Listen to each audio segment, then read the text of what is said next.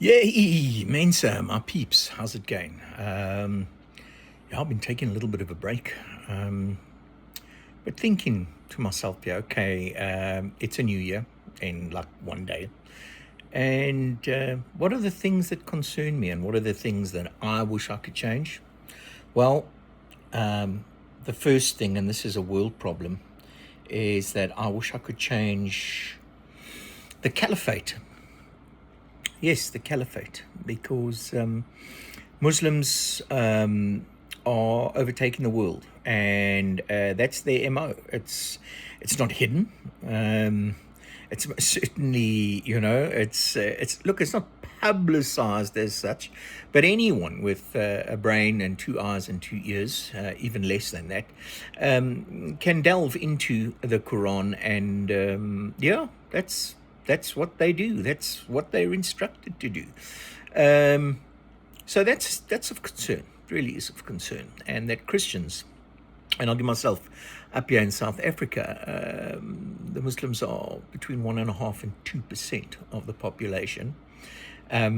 We have 80% of the population calling themselves Christians. We know that that's not the true figure in terms of what a Christian is, but they call themselves Christians.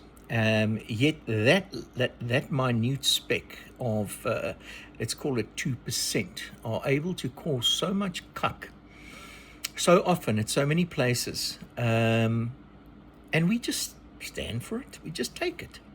That's cuck, man. That's bullshit. Um, every single second Nando's or whatever franchise you get is halal.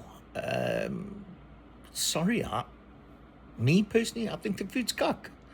Why are there so many? Why must we eat halal food?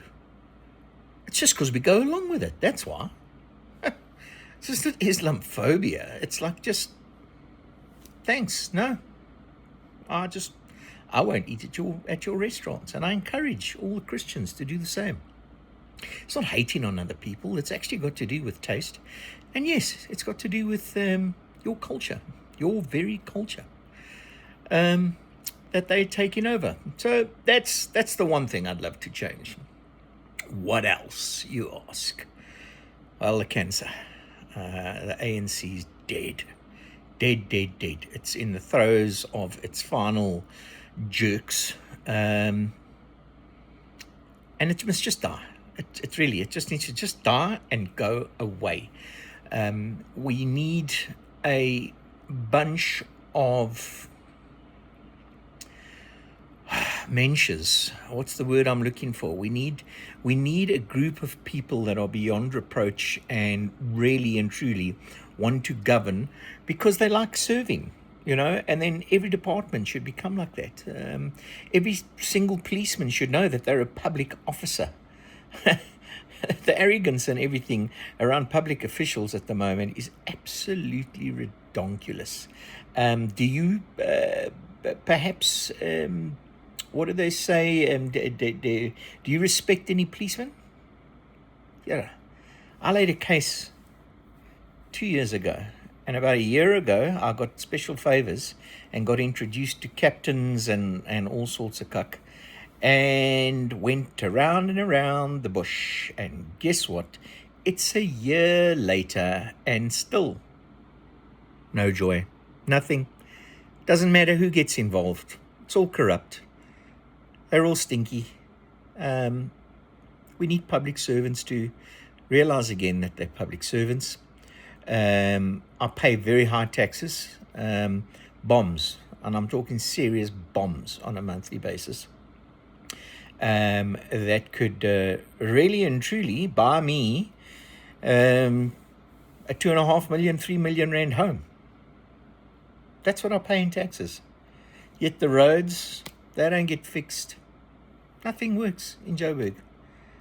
And then they wonder why we all want to move to the Cape and why the Cape wants to succeed. Succession.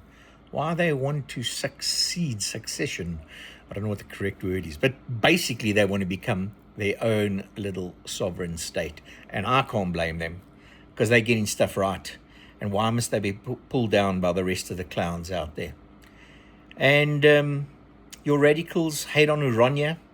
They hate on, what's that little community outside Pretoria as well. And they hate on the Cape because stuff works. So, no, you must read some of the stupid comments that are made with regards to the succession of the Cape. That, no, because basically it's because Gauteng's a shithole, okay? You have to be a shithole too. That's basically the bottom line. That's like your neighbor getting a new air conditioner, and no, they're not allowed to have a new air conditioner because you don't have one. It's like that infantile. It's crazy. People, in conclusion, I consider myself a godly man. I really do have great fear for the Lord, and that fear, you must remember, is not a human fear. It's actually a reverence. That's the fear when it says, work out your own salvation with great fear and trembling. That fear is reverence to our Father. But man, are we getting closer and closer and closer to the end. I really do. I think the end is nigh. You've just got to read Daniel. The most fascinating stuff at the moment, if you read Ezekiel 37, 38, from about Ezekiel 35, read it through to about 40, that is happening at the moment. Seriously, that's kind of like happening. And when you look at the Bible, and never mind all the other prophecies that have come true, but we are living through Ezekiel. Turkey and Russia are just waiting for an opportunity to be pulled down from the north. And that's what it says in Ezekiel 37, 38. Go have a read. It'll blow your mind. And then, you know what, read Revelation. Do you know that's the only book in the Bible that blesses you just for reading it? Yeah, think of. Take care. God bless every single one of you. And hey, remember that the Lord gave you this thing called a brain, grey matter. Use it. Use it. Please use it. Especially when we start voting next year. Use it when you think that I'm being Islamophobic. I'm not. I just don't want my way of life to be changed. I was born here. This country, it's part of my culture. America is an American culture. It's a Christian culture. Great Britain, it's a Christian culture. And what's happening is that everywhere the Muslims go, it's a caliphate. That's the idea. They want to take over.